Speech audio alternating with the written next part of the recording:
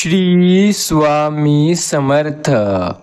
स्वामी म्हणतात, माझ्या प्रिय बाळा, आज तू या संदेश ऐकत आहे. हा कुठला योगायोग नाही. हा संदेश तू जर ऑनलाईन आलेला एक व्हिडिओ म्हणून दुर्लक्ष करशील तर आयुष्यात सर्वात मोठी चूक करतोय.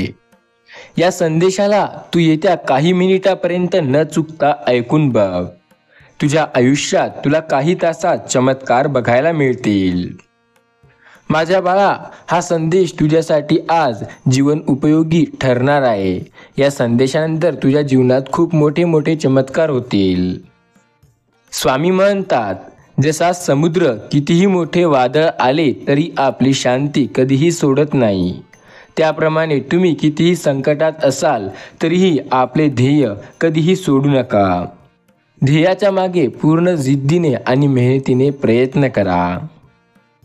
तुमचा स्वामींवरती विश्वास असेल आणि स्वामी समर्थांचे विचार तुम्हाला पटत असतील, तुम्ही स्वामींना देव मानत असाल तर या चॅनलला जरूर सबस्क्राईब करा आणि कमेंटमध्ये एकदा होय स्वामींवरती पूर्ण विश्वास असं जरूर लिहा.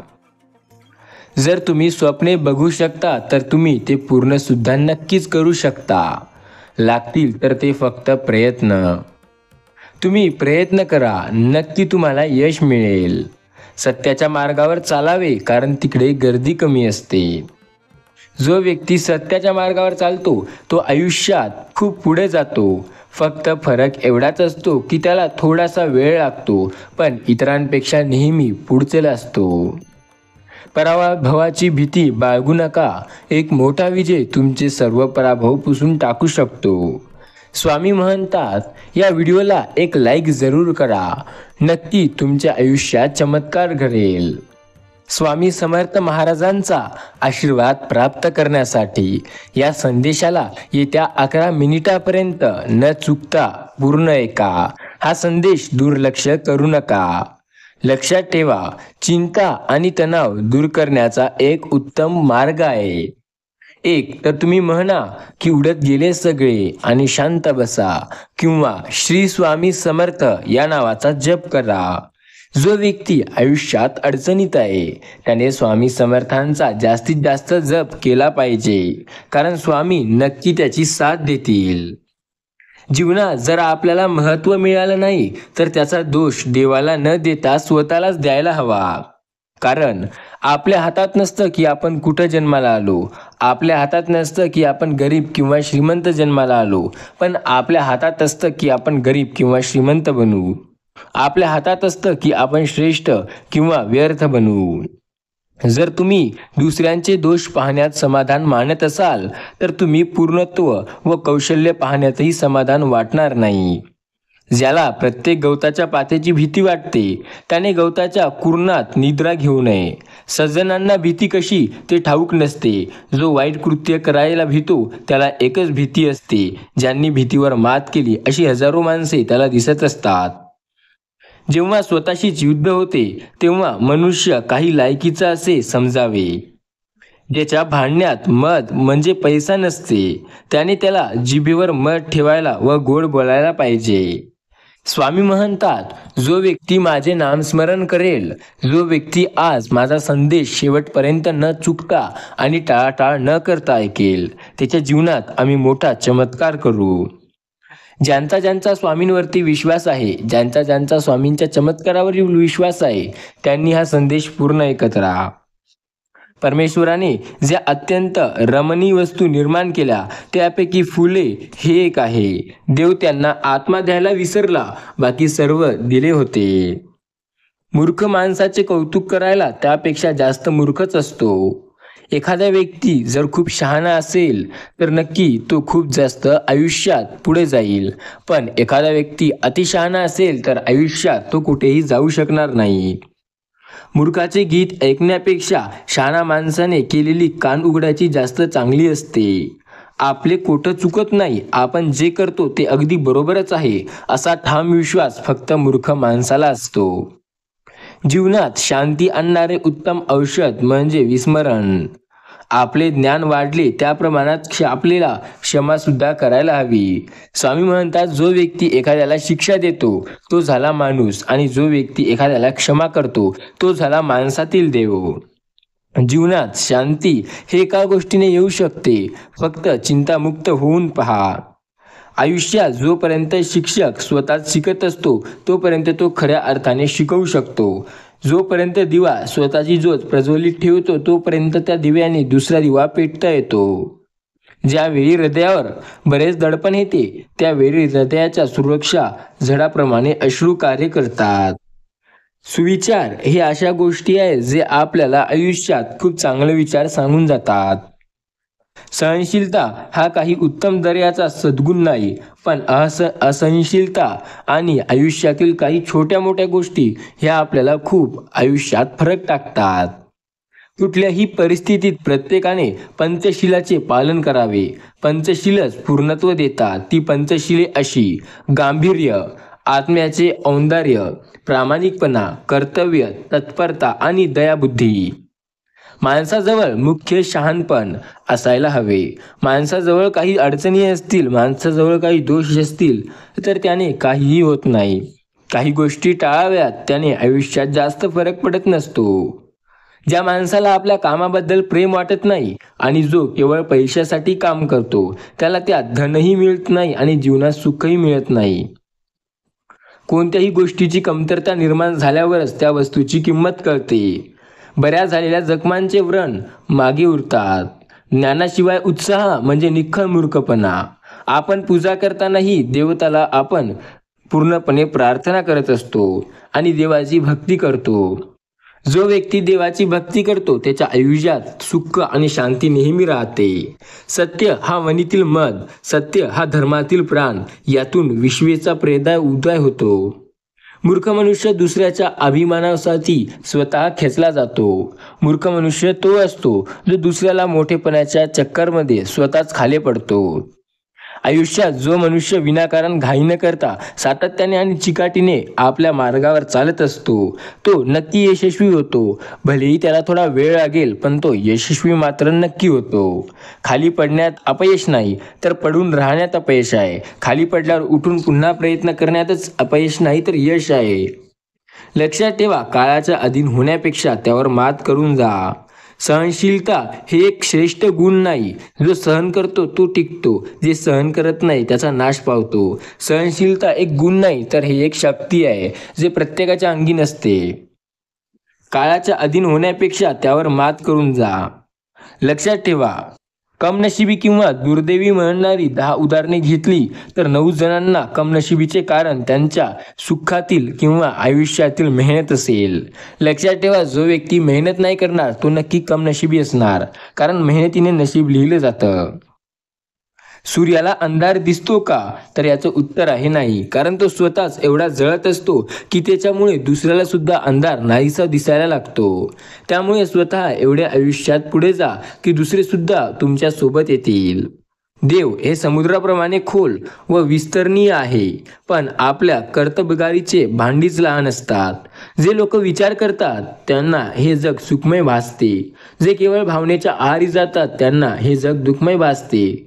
भयाच्या सावटीखाली जगण्यासारखा दुसरा श्राप नाही.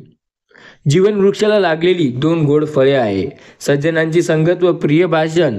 ध्येयाचा नंददीप अखंड तेवच ठेवा, म्हणजे कर्तृत्वाचा प्रकाश सहज पडेल. अपार शक्तीचा आपण वापर केल्यास आयुष्यात कुठेही जाऊ शकतो. तारुण्याचा जोम अंगी आहे, तोवरच आपण कोणतीही गोष्ट शक्य करू शकतो. कार्याला लागण्याची अत्यंत उचित अशी हीच वेळ. स्वतःचा कोठा दुःखाचे काटे असेल तरीही दुसऱ्याला फुले देणे हे आपलं कर्तव्य आहे. सत्यामुळे असत्य, प्रेमामुळे राग व आत्म्यामुळे जुलूम नाहीसा होतो. हा विनाशी निर्णय आहे. मनाला झालेल्या वेदना अत्यंत वेदना आहेत. या जखमांना सहानुभूतीशिवाय औषध नाही. अश्रूंचे हृदय कळताच व अश्रूंचे हृदय मिळतात. लक्षात ठेवा, 2 अपूर्ण माणसांना एकमेकांना पूर्ण करण्याची जी विलक्षण तळमळ लागते तिचेच नाव प्रीती होय. विजयाची नव्हे तर कसोटीची वेळेला माणसं साथ देतात ती माणसं महान होतात. लेखकाची एक गोष्ट असते, तो जो काही लिहितो तो अनुभवातून आणि शब्दाची गोडी ओळखून लिहितो. स्वतःवरून दुसऱ्याचे मूल्यमापन करू नये. आपण जर चांगले आहोत तर तो खराब नसेल किंवा आपण जर खराब असेल तर तो चांगला नसेल, हे लक्षात ठेवा. स्वामी म्हणतात, माझ्या प्रिय बाळांनो, नशिबाची उलटापलट हे कशी असते आज हे तुम्हाला सांगतोय. शांतपणे ऐकून घ्या. हे एका छोट्याशा कथेमधून सांगतोय, तर तुम्ही पूर्ण ऐका. पूर्वीच्या काळाची गोष्ट आहे. एकदा एक राजा आणि त्याची राणी राजवाड्याच्या बागेत फिरत होती. एका झाडावर कळकळाट झालेला त्यांची कानी ऐकलं. मग त्यांनी कुतूहलाने तिकडे पाहिलं, तर त्यांना असं दिसून आलं की एका चिमणीची बायको चिमणी पिल्लांना जन्म देत असून ती जन्म देताना मरण पावली. चिमणीचं मग दुसऱ्या चिमणी बायकोला म्हणून आणलं होतं. तर त्याच्या घरट्यापाशी आल्यानंतर तिला आधीच्या सवतीचे 2 पिल्लं घरट्यात वाढत असलेली दिसली. त्यांना अजून पंखही फुटले नव्हते. तर त्यांच्या त्या सावत्र आईने चोचीनं बेचारीत करीत त्यांना पिल्लांना बेधडक घरट्याबाहेर फेकून दिलं. अर्थात गरीब बिचारी अर्थांग झालेली जमिनीवर कोसळली आणि तत्काळ मरण पावली. हा विचित्र प्रकार पाहून राणीला दुःख झालं. सद्गतीने कठाण ती राजाला म्हणाली, महाराज, माझे दोन्ही मुले लहान आहेत. अशा स्थितीत मी जर मेले तर समजा तुम्ही दुसरं लग्न करू नका, कारण त्यांना सावत्र आई आणू नका, कारण या चिमणीसारखं त्या सावत्र आईने त्यांना नीट सांभाळणार नाही. म्हणून म्हणते, माझ्या लाडक्या राणी. राजा तिला म्हणत म्हणाला, असे उदासीने विचार करण्यास सोडून दे. उगाच नसते तसे तर्कवितर्क लावू नको. पण घडू नये तेच घडलं. राणी थोड्याच दिवसात आजारी पडली आणि तिचा आजार आक्याबाहेर जाऊन ती तडफडीत मृत्यू पावली. स्वरूप व वसंत हे दोघेही लहान मुले होते. आईविना मागे राहिले. राणीची आठवण ताजी असेपर्यंत राजाने दुसरं लग्न केलं नाही. पण मग त्याने एके दिवशी दुसरी राणी आणली. ती राणी प्रथम थोडे दिवस स्वरूप आणि वसंत यांच्याशी वरपंगारपणे नीट वागू लागली. पण राजाला आपल्या मायाजाळात पकडल्यावर दोन्ही सावत्र मुलांचा ती उघड दुरुस्त करू लागली. राजाविरुद्ध त्यांनी त्या मुलांच्या मनात काही सांगू लागली. अशा प्रकारे राजाचं मन मुलाबद्दल कलविष्ट विचारांनी पूर्णपणे भरून गेलं. दोन्ही मुलांनी हद्दपार करण्यात आली. तिने राजाला भाग पाडलं. राजानं नौकरांना सांगून दोन्ही मुलांना राज्याच्या सीमेबाहेर नेऊन सोडायला सांगितलं. दोन्ही मुलांना सोडून नौकर माघारी परतले. निर्जन अरण्यात सापडलेली त्या लहान मुलांना आपण आता कुठं जावं ते कळेना. रात्र झाली तसे एकमेकांच्या विचारांनी एक सल्ला घेण्यात आला. त्यांनी ठरवलं की आळीपाळीने एक झोपणार आणि एक चेवती राहून रक्षण करणार आणि इतर राखण करणार, असं त्यांनी आपसात ठरवलं. पण धाटक्या वसंताची जागण्याच्या वेळी आली तेव्हा तो खूप जास्त झोपत होता. त्याला जाग राहायला मुश्किल झालं होतं. त्याला नकळत त्याचे डोळे मिटले आणि तो बसल्या जागी झोपला. दुर्दैव असं की थोड्याच वेळात एका सापाने येऊन वसंतला डंक मारला. वसंतला साप चावून तो बेशुद्ध पडलाय हे उजळताच स्वरूपच्या लक्षात आलं. तेव्हा तो संपदर्शाचा उपचार करण्यासाठी स्वरूप अरण्य ओलांडून जवळच्या गावात वैद्याला शोधू लागला. ते गाव म्हणजे चक्क राजधानी होतं. एका राजाची स्वरूपनं त्या राजधानीत प्रवेश केला आणि तो त्या राज्याच्या सैनिकांनी त्याला पकडलं आणि थेट राजगद्दीवर बसवलं. पण अघटित असं घडलं की तिथल्या प्रधानमंत्री मंडळींनी त्याला तात्काळ आपला राजा म्हणून घोषित करून टाकलं. त्याच्या माथ्यावर मुकुट चढवून नवीन राजा म्हणून त्याला नाव दिलं. तिथला राजा मूळबाळ नसताना मरण पावला होता. अशा स्थितीत त्या राज्यात अशी एक प्रथा होती की त्या राजधानीत ज्यावेळी राजा मरल त्याच्यानंतर जो माणूस प्रथम प्रवेश करेल त्याला चक्क राजा बनवण्यात यायचं. तिथला राजा आदल्या दिवशी मेला होता आणि दुसऱ्या दिवशी चक्क सकाळीच स्वरूप त्या राजधानीत प्रवेश केला होता. अर्थात त्या राजाचा राजा होण्यासाठी पाळी त्याला लागली होती आणि तो पात्र झाला होता. राज्यारोहणाच्या सोहळ्याच्या नंतर ते पूर्णपणे गडबडीत स्वरूप एका गुंतून गेला होता. आपला भाऊ वसंत अरण्यात साप दंशाने बेहोश पडला आहे हे त्याला माहिती होतं. भावाचं भान राहिलं होतं. त्यामुळे तो सोहळ्याच्या गडबडीतून मोकळा झाल्यावर स्वरूप भावाचा तपास केला तर तो अरण्यात नाहीसा झाल्याचं आढळलं. त्यांनी खूप शोध केला पण वसंत काही त्याला सापडला नाही. झालं होतं असं की काही माणसे त्याला सकाळी अरण्यातून जात असताना त्यांच्या नजरेत वसंत दिसला. त्यांना सर्पदंशांना तो बेहोश होऊन पडलाय हे त्यांच्या लक्षात आलं. सुदैवाने त्यांच्याजवळ एक वैद्य होता. एवढंच नव्हे तर त्याच्याकडे संपदर्शावर उपयोगी पडणारी मुळी होती.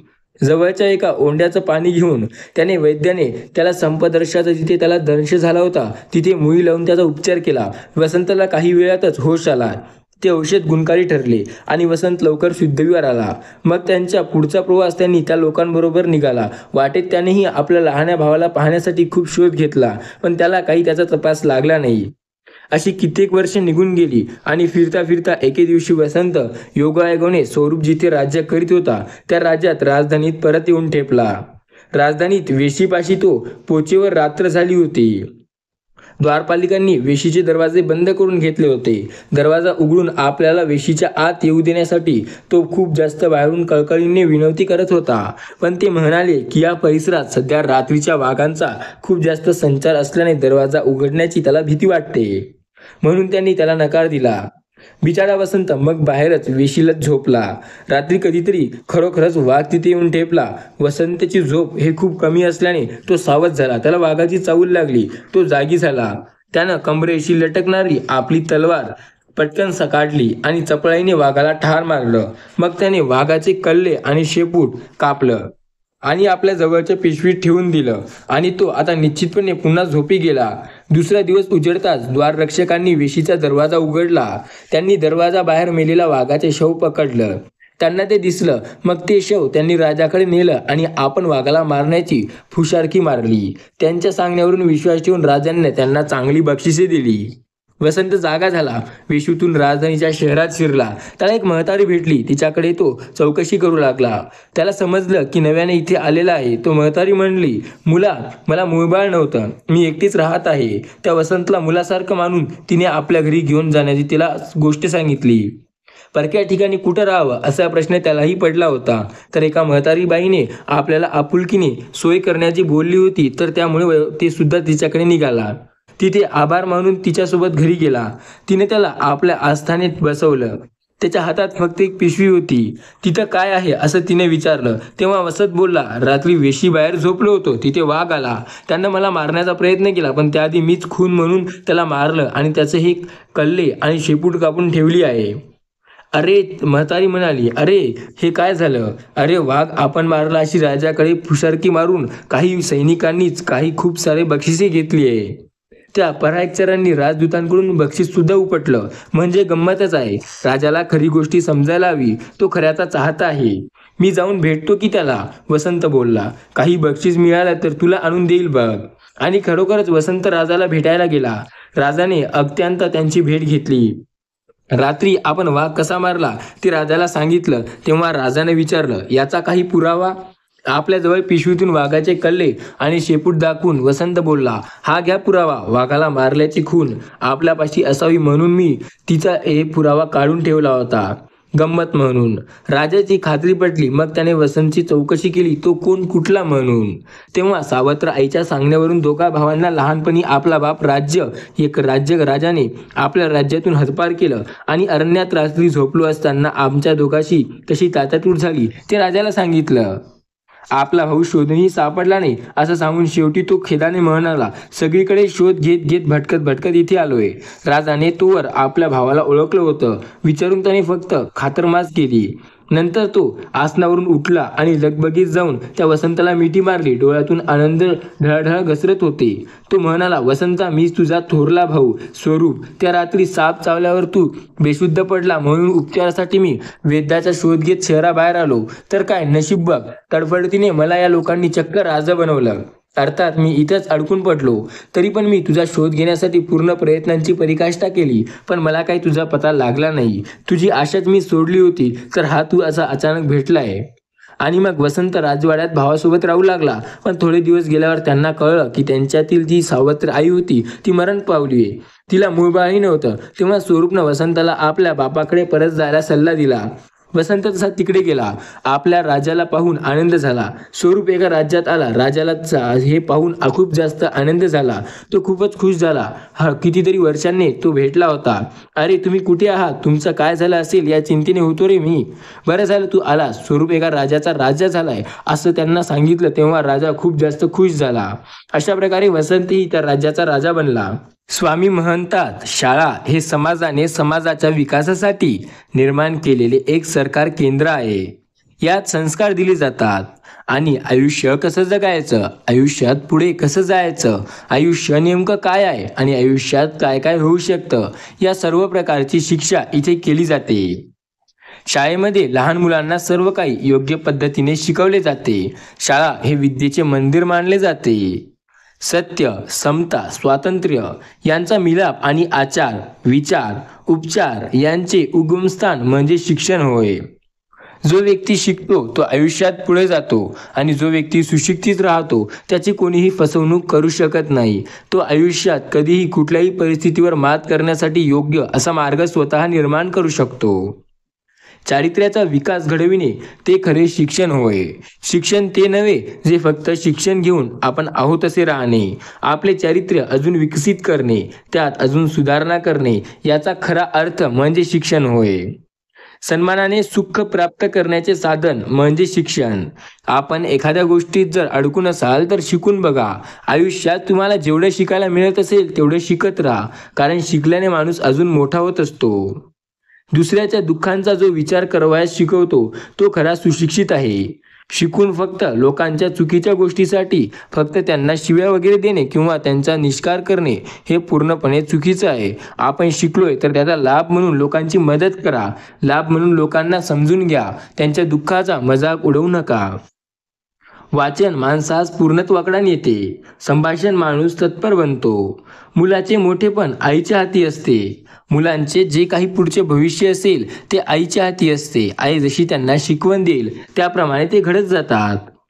नम्रता हा माणसाचा खरा दागिना होय. सोने, चांदी किंवा इतर जे पूर्णपणे जे हे राहते ज्वेलर ते माणसाचा दागिना नाही, तर नम्रता आणि दयाळूपणा हा त्याच्या स्वभावातील खरा दागिना होय. सदाचार हा माणसाचा खरा अलंकार आहे.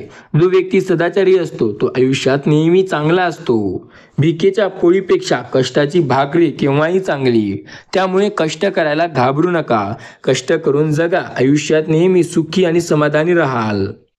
ज्ञानाचा प्रसार म्हणजे सन्मानतेचा विस्तार होय. जीवनात फुलासारखे असा, पण ध्येय मात्र मधमाशांसारखे ठेवा की आपण काहीही करून ते नक्की मिळवायलाच हवे. लक्षात ठेवा, कुसंस्कारात सुवर्ण व सुसंस्काराची उत्पत्ती हे खरे शिक्षण होय. शिक्षण म्हणजे समाज सुधारकता होय. समाजाला सुधरवण्याचा एक चांगला मार्ग म्हणजे शिक्षण होय. जो व्यक्ती शिकतो तोच नाही तर अख्खा समाज सुद्धा सुधारायला सुरुवात होते. शिक्षण म्हणजे आत्म्याच्या विकासाचे साधन होय. आपल्याला आयुष्यात अजून विकसित होण्यासाठी शिक्षण महत्त्वाचे आहे.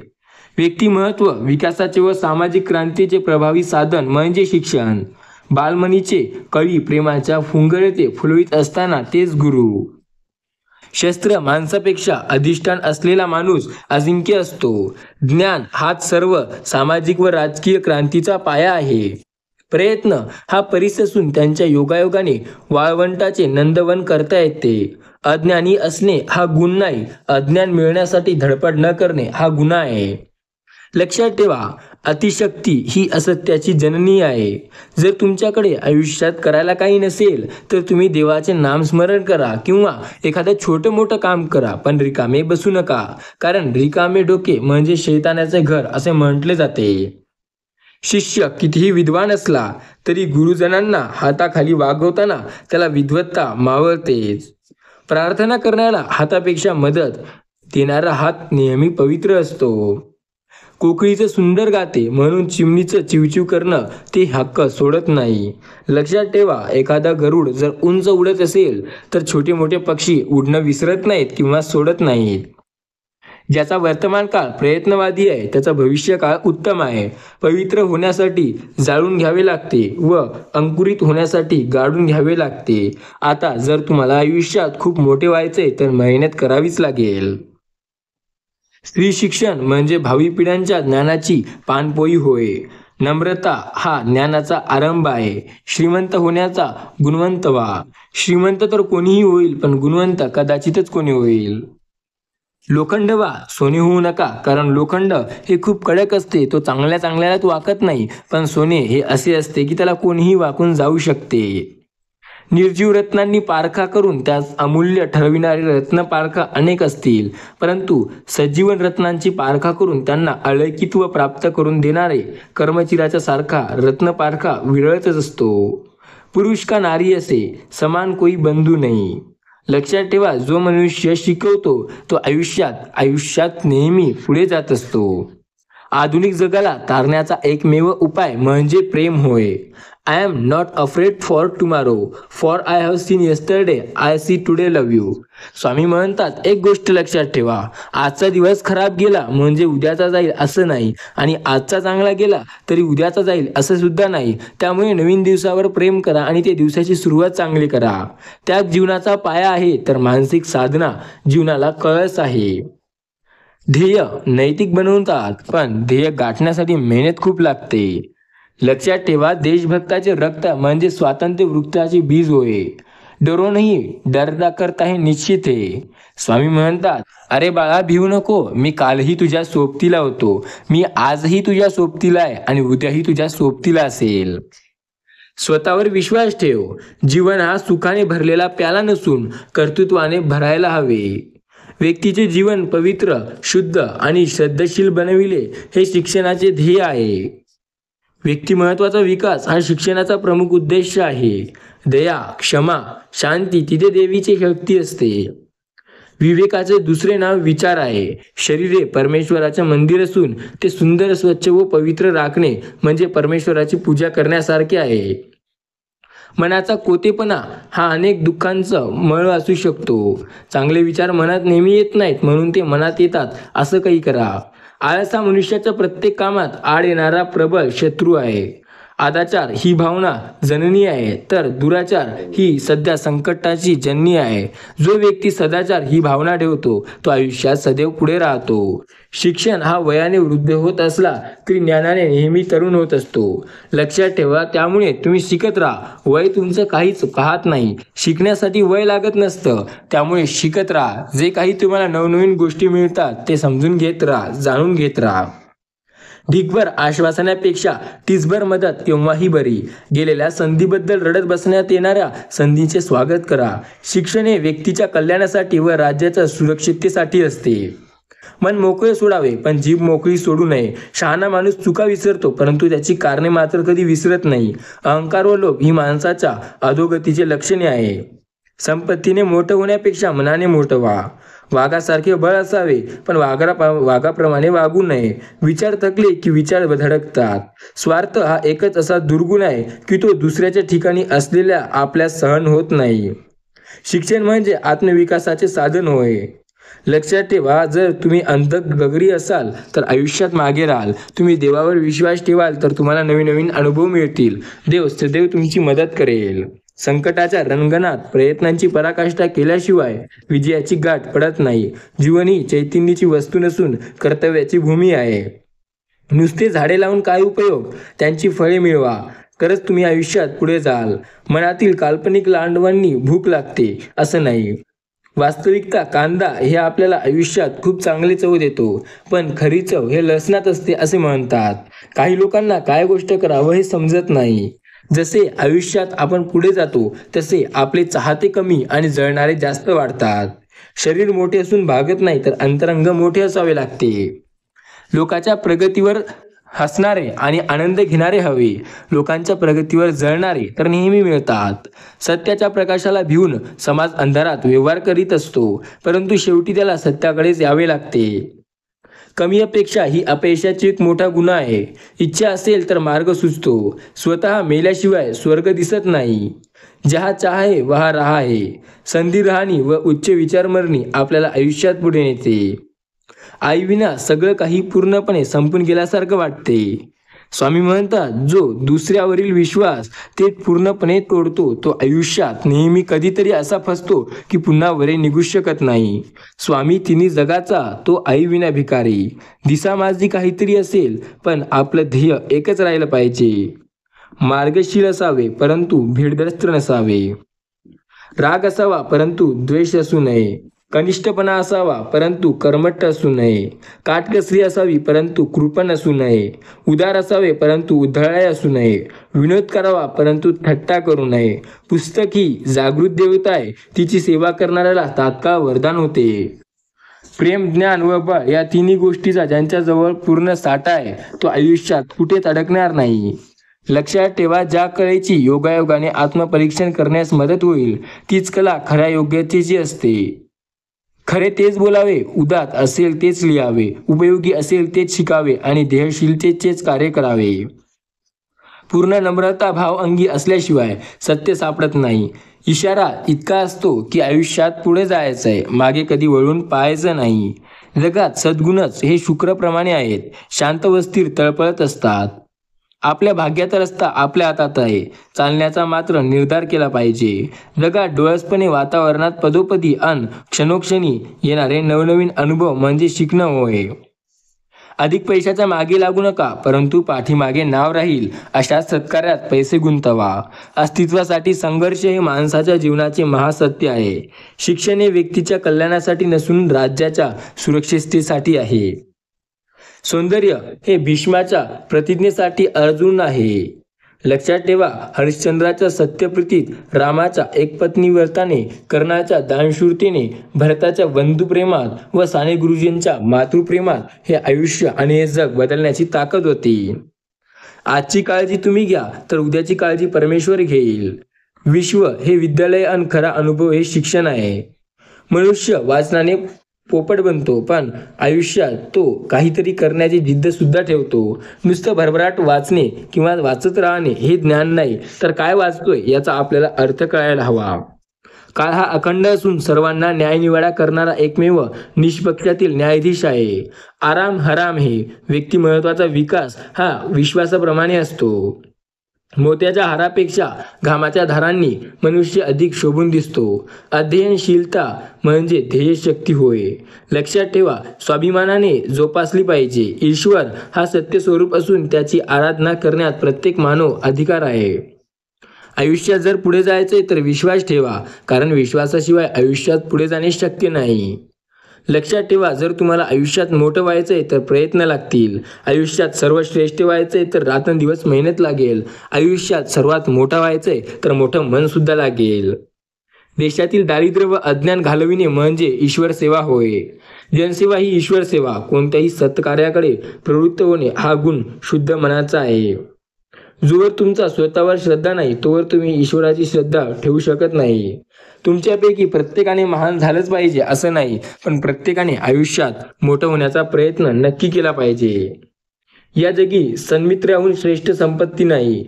देव आणि दैवत यांच्यावर विलंबून राहणारा माणूस परावलंबी असून त्यांच्या हातून कोणताच पराक्रम होणे अशक्य आहे. जीवन आणि वरदान असून त्याचे दान करीत राहिल्याने मौलकिक होते. सर्वात मोठा पाप म्हणजे अन्यायाशी तडजोड करणे. प्रार्थना म्हणजे माणुसकीची साध होय, आत्मशुद्धीची हाक आणि आत्मपरीक्षणाची ठोठावलेली आरोळी होय. ज्या गोष्टी कोणत्याही स्वप्नात येणार नाही त्या प्रार्थनेमुळे साध्य होऊ शकतात. आयुष्यात श्रद्धे बाळगा, विश्वास ठेवा, तुम्ही काहीही करू शकता. प्रार्थनेनंतर ज्यात सुधारणा होते त्याची प्रार्थना प्रफुल्लित होते. आत्मविश्वास ही यशाची गुरुकिल्ली आहे. आपला आत्मविश्वास हा नेहमी सकारात्मक असायला हवा. आत्मविश्वास हा आपल्याला आयुष्यात नेहमी पुढे नेत असतो. त्याच्या अंतःकरणात सद्भावना असतात, तो जीवनात कधीच दुःख होत नाही. सेवा जग फुलविते, पण प्रीती मन फुलविते. दुःख कष्ट हे आपल्याला क्लेश बाहेर आणतात. जीवन म्हणजे एक आव्हान होय. जीवन म्हणजे एक पराभूती होय. जीवन म्हणजे आयुष्यात पुढे नेण्याचा एक सोपा उपाय होय. जीवन म्हणजे आपला विवाह कर्मे करीत राहणे होय. जीवन म्हणजे निष्क्रिय राहिल्याने देहधारणा सुधारणा होय. जीवन म्हणजे आयुष्यात सतत पुढे जाण्याचा मार्ग होय. अनुभव हा उत्तम शिक्षक आहे, पण तो मोबदला मात्र फार जबर घेतो. जगात बाजारात ज्याच्या त्याने अनुभव विकत घ्यायचा असतो. अनेक अपयशातून आपल्या आयुष्यात यश येते. लक्षात ठेवा, वेळ गमावणे म्हणजे आयुष्यातील सर्व संधी गमावणे होय. आज तुम्ही निष्काळजीपणा करून घ्याल, कारण उद्याचा सूर्य तुमच्यासाठी उगवणार नाही. तुमच्यामध्ये पुढे जावत नसेल तर जाऊ नका, परंतु तुमच्या जाणाऱ्याला मागे खेचू नका. देव, द्वेष व मानव यांची सेवा करताना जो काही देतो तो कृतार्थ होतो. त्यागात वैभव आहे, संयमात नाही. त्याग करून दाखवणाऱ्या माणसाला दुर्मिळलेले असते, हे दृश्य विद्रूप होय. लक्षात ठेवा, माणुसकीची लाचाबुक्या करू नका. जिवंत राहण्यापेक्षा माणुसकीचे रक्षण करत राहा. मृत्यूला कधीही घाबरू नका, कारण मृत्यू हा अटळ आणि एक कडू सत्य आहे. तो प्रत्येकाला मिळणार. काळजी केल्याने उद्याचे दुःख कमी होत नसते, तर आजच्या दिवसाची ताकद ही नाहीशी होते. अहिंसा भूतलावरील प्रबळ सामर्थ्य आहे. लक्षात ठेवा, पूर्ण नम्रता हे आयुष्यात सदैव चांगला प्रभाव काढते. स्वामी म्हणतात, जो व्यक्ती विश्वासी आहे, जो व्यक्ती स्वतःवर विश्वास ठेवून काम करतो, आयुष्यात कधीच हार मानत नाही, तो नक्की पुढे जातो. सत्य हे सौंदर्य आणि सौंदर्य हे सत्य. व्यायामाने आरोग्य, अभ्यासाने ज्ञान, तर उद्योगाने धनप्राप्ती होते. प्राण्यांच्या आयुष्यातील सर्वात मोठा क्षण म्हणजे अन्न आहे आणि माणसातील आयुष्याचा सर्वात मोठा क्षण म्हणजे धन आहे. कर्तृत्वाला कल्पनेची जोड मिळाली म्हणजे अद्भुत कार्य घडतात. कार्यात यश मिळो वा ना मिळो, प्रयत्न करण्यास आपण कधीही माघार घेता कामा नये. अपयश म्हणजे कलंक नव्हे, ते अजन्य आहे. त्याची दृष्टी साफ होते, यशमार्ग स्पष्टपणे दिसू लागतात. अपिरत उद्योग हाच शांती समाधानाचा झरा होय. उद्योग, दीर्घायू, अविश्रांती हेच आयुष्यात पुढे नेणारा एकमेव मार्ग आहे. ज्याच्या योगायोगाने माणूस जगण्याचा लायक होतो त्याचे नाव शिक्षण. शिक्षण म्हणजे आपले शरीर, मन, बुद्धी यांचा विकास होय. नवीन गोष्ट शिकण्याची ज्यात उमेद गेली तो महतारा. चारित्र्याचा विकास हेच खरे शिक्षण होय. विद्या ही अमर्याद आहे, कितीही घेतली तरी संपत नाही, म्हणून प्रत्येकाने जन्मभर विद्यार्थी राहायला पाहिजे. उदय पावणारा सूर्य ज्याप्रमाणे रात्रीच्या अंधाराचा नाश करतो, त्याप्रमाणे आत्मज्ञानाने सर्व भ्रम नष्ट होतात. लक्षात ठेवा, अंधारात आपली सावलीही आपल्याबरोबर येत नाही. त्यामुळे लोकांचा विचारच करू नका, तर मग संकटकाळी कोच साथ देणार. अनुभव आणि व्यवहार यांची सांगड घातल्याशिवाय कोणतीही विद्या पूर्ण होत नाही. अभ्यासामुळे आनंद वाढतो, भूषण प्राप्त होते व कार्यक्षमता वाढते. कर्तव्य शून्य कर्तव्याचं ओझं होय. ग्रंथाइतका प्रांजळ व निष्कळजीपणा दुसरा गुरु मिळणार नाही. दुसऱ्याच्या सुखदुःखात भागीदार व्हायला शिकावे, हे खरे शिक्षण होय. आळशी व बेकार लोकांशी मैत्री करू नका. जुलामाने विचारत मगर नसलेला आयुष्यात कोणीही मागे राहू शकत नाही. जो व्यक्ती सतत प्रयत्नशील असतो तो आयुष्यात नेहमी पुढे जातो. जितके निरीक्षण सूक्ष्म तितकी समजूत अधिक, म्हणून जास्त सखोल विचार करा, अधिक विचार होईल. विज्ञान म्हणजे ज्ञान, विद्या म्हणजे ज्ञान. आयुष्यातील अडचण सोडविण्याचा समर्थ असते तो खरा शिक्षण होय. शिक्षणाचा उद्याप हेतू केवळ अज्ञात माणूस कृती करतो. सद्गुण आपोआप प्रगट होतात. एक गोष्ट लक्षात ठेवा, इतर गोष्टी खूप होऊ शकतात, पण आयुष्यात खरी गोष्ट म्हणजे स्वतः प्रयत्न करणे. आत्मज्ञान हे खरे ज्ञान. ज्याप्रमाणे कद्रुईतील खणखणता माणसाची पाणी सांडते, त्याप्रमाणे गुरुजवळ असणारी विद्या सेवा करणाऱ्याला प्राप्त होते. चौकसपणा हा सर्व शिक्षणाचा उपाय होय. जीवनाचे रान केल्याशिवाय विद्येचे उत्पन्न होत नाही. पशूंना द्रव्याची इच्छा नसते, पण तीव्र इच्छा मनुष्याला पशु बनवते. दुसऱ्याचा उपकार करण्यासाठी झाडाला फळे येत नाहीत. लक्षात ठेवा, नावे ठेवणे सोपे, परंतु नाव कमविणे कठीण. शिस्त, कार्यक्षमता व तत्परता या 3 गोष्टी वाढल्यानंतर कार्यक्षमता वाढते. हसणारा सर्वांना हसवतो, पण रडणारा एकटा रडतो. अनंत कार्याला करण्यासाठी आपल्याला मेहनत लागते. मेहनतीशिवाय काहीही नाही. हसणारा एक असा व्यक्ती असतो जो सगळ्यात जास्त दुःखी असतो, पण दुसऱ्याला आनंदात ठेवतो. त्यागाशिवाय समता नाही, समतेशिवाय शांती नाही आणि शांतीशिवाय प्रगती नाही. व्यक्तिगत चारित्र्याशिवाय काहीही ठरत नाही. कष्ट आणि सेवा यात खरा आनंद आहे. जे दुसऱ्यासाठी झटकतात त्यांना नक्की आनंद मिळतो. मनुष्य मोठा विचित्र आहे. तो मूर्ख घटाघटा पितो आणि जो दुःख आहे तो चगळीत पितो. दुःख कष्ट केल्याशिवाय सुख कळत नाही. दुःखात जर आपल्याला एखाद्याने साथ सोडली तर सुखात त्याची साथ पुन्हा घेऊ नका. सर्व कामांच्या यशाची किल्ली त्या त्या कामात एकाग्रता म्हणजे तल्लीन होऊन इतर सर्व गोष्टींचे भान विसरण्यात आहे. आळसात प्रारंभी सुख वाटते, परंतु त्याचा शेवट मात्र दुःखात होतो. तत्परतेने उद्योग करण्यास प्रथम दुःख वाटते, परंतु त्यापासून प्रामाणिक सुख होते. लक्षात ठेवा, ज्ञानी लोकांची कर्माची लाज वाटू नये. कर्म किंवा त्यांचा कंटाळा येऊ नये. आयुष्यात उद्योग व खेळ यांचं मिश्रण झालं की तुम्ही आयुष्यात सुखी व्हाल. स्वर्गापेक्षा मी चांगल्या पुस्तकाचे अधिक स्वागत करीन असे म्हणा, कारण पुस्तकं जिथे असतात तिथे स्वर्ग निर्माण होतो. कला म्हणजे सत्य, शिव आणि सुंदर यांचे संमेलन. आयुष्यात जर पुढे जायचंय तर मेहनत नक्की लागते. आयुष्यात एक गोष्ट नक्की लक्षात ठेवा, आयुष्यामध्ये जर एखाद्यावर विश्वास ठेवला तर तो कधी तुम्हाला त्या विश्वासाचा दगा देईल हे तुम्हालाही कळणार नाही. त्यामुळे विश्वास एखाद्या अशाच व्यक्तीवर ठेवा जे तुमच्या खूप जवळचा का असेना किंवा दूरचा का असेना, पण तुमच्या वाईट काळात त्याने साथ दिली. माता म्हणजे ममतेचं महान मंदिर आहे, त्यात गजबजलेलं तीर्थस्थान होय. लक्षात ठेवा, सूर्याच्या किरणांनी जसा बर्फाची राशी कोसळतात तशा अहंकाराच्या राशीमुळे प्रेमाच्या ओलाव्यात वितळतात. संयम की पाबंदी हमें सफलता देते. स्वामी म्हणतात, भिवू नको, मी तुझ्या सोबत आहे, मी तुझ्या साथ देत आहे, तू फक्त प्रयत्न करीत राहा. आवडीचे काम मिळाले नाही तर मिळेल त्या कामात आवड निर्माण करावी. ज्ञानाशिवाय बुद्धीचे समाधान होत नाही. नम्रता मनुष्याचे भूषण आहे आणि कर्म ही खरी पूजा आहे. साक्षरता ही ज्ञान भंडाराची चावी आहे. संधी धर्मग्रंथ मनुष्याला सज्जन आणि पवित्र बनवते. विद्वान माणसं कधीही फक्त पुरुषार्थ किंवा पैशावर किंवा देवावर अवलंबून राहत नाही, तर ती या दोन्हींचा विचार करून मार्ग अवलंबत असतात. बोलण्यापेक्षा कृती श्रेष्ठ. विश्वासामुळे माणसाला बळ येते. सबबी ही दुर्गुणांची पावली आहे. स्वार्थ हा माणसाला क्रूर बनवतो. शिक्षण अध्यात्मक असून साध्य नाही. ध्येयाचा वारा आपल्याला जीवनात भरपूर शिरू देतो, आपली जीवन व तसेच पुढे नेतो. जी व्यक्ती आपल्यासाठी पूर्ण प्रयत्न करते अशी व्यक्ती जबाबदार नागरिक बनते. शिक्षक हा खेड्याचा आदर्श ग्रामसेवक सुद्धा होऊ शकतो. स्वामी म्हणतात, ज्यांचा माझ्यावर विश्वास आहे त्यांनी या संदेशाला पूर्ण नक्की ऐकावे, कारण तो नक्की आपली मदत करेल. स्वामी म्हणतात, माझ्या प्रिय बाळांनो, तुम्ही काळजी करू नका. काल तुमच्यासोबत मीच होतो, आज तुमच्यासोबत मीच आहे, उद्या तुमच्यासोबत मीच असेल. तुम्हाला काळजी करण्याची गरज नाही. मी कधीच तुमची साथ सोडणार नाही. आयुष्यात एकदा तरी तुम्ही वाईट दिवसांना सामोरे गेल्याशिवाय चांगल्या दिवसांची किंमत तुम्हाला कळणार नाही. जगा इतके की तुमचे नाव ठेवणारे व्यक्ती तुमच्या पुढे नतमस्तक होतील. गर्दीचा हिस्सा नाही तर गर्दीचं कारण बनायचं आहे. एका वेळी एक काम करा आणि असे करा की जग त्या कामाची दखल घेईल. पुन्हा जिंकायची तयारी तिथून करायची जिथे हरण्याची जास्त भीती वाटते. आपण आपली सावली निर्माण करायची असते. ऊन झेलण्याची तयारी असावी, कारण ध्येयासाठी आतोनात प्रयत्न करा. जगाने तुम्हाला वेडे म्हटलं तरी चालेल, कारण वेडे लोक इथे इतिहास घडवतात आणि शिकलेली लोक तो इतिहास वाचतात. लोक आयुष्यात काय करतात याकडे लक्ष देऊ नका. मागे कोण काय बोलतं याने तुम्हाला काही फरक पडू देऊ नका. तुमच्या समोर कोणी काही बोलतं का, फक्त याचा विचार करा. हिंमत नाही, यात तुमचा विजय आहे.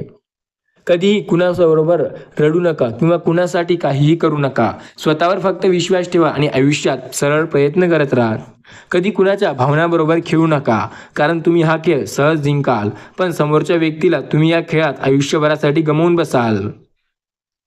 चुकीच्या दिशेने जाण्यापेक्षा योग्य दिशेने हळूहळू जाणे चांगले असते. आयुष्य हा बुद्धिबळाचा खेळ आहे.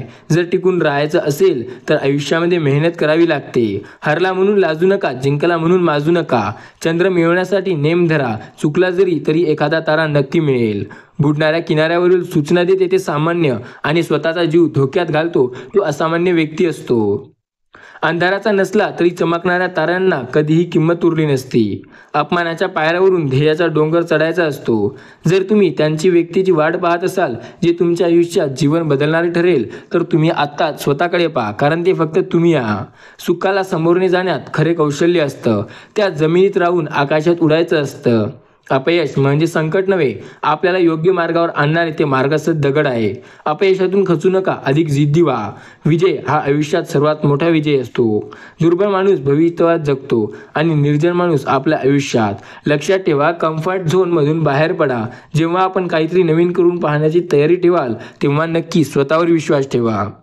स्वतःचा विकास करा. ध्यान ठेवा. गती आणि वाढ ही जीवनशैलीची लक्षणे आहे. प्रत्येक दिवशी जीवनातला शेवटचा दिवस म्हणून जगा आणि प्रत्येक दिवस जीवनाची नवीन सुरुवात म्हणून जगा. आयुष्यात प्रयत्न करत राहा, कारण अशक्य असे कठीण दुसरं कोणतंही नाही. आयुष्यामध्ये 3 गोष्टी लक्षात ठेवा: प्रयत्न करणे, मेहनत करणे आणि हे स्वप्न बघणे. तुम्ही कितीही वय असेल तरी अनेक वेळा संधी हातातून गेल्या असतील तरी पुन्हा सुरुवात करू शकता. अशक्य हा शब्द शब्दकोशातून काढून टाका. असामान्य माणसाची 3 लक्षणे: जो चुकीचे काम करतो त्याला तो कधीही पूर्णपणे दुर्लक्ष करतो, जो चांगले काम करतो त्याला कधीही तो बढावा देतो आणि स्वतः फक्त मेहनतीवर विश्वास ठेवतो.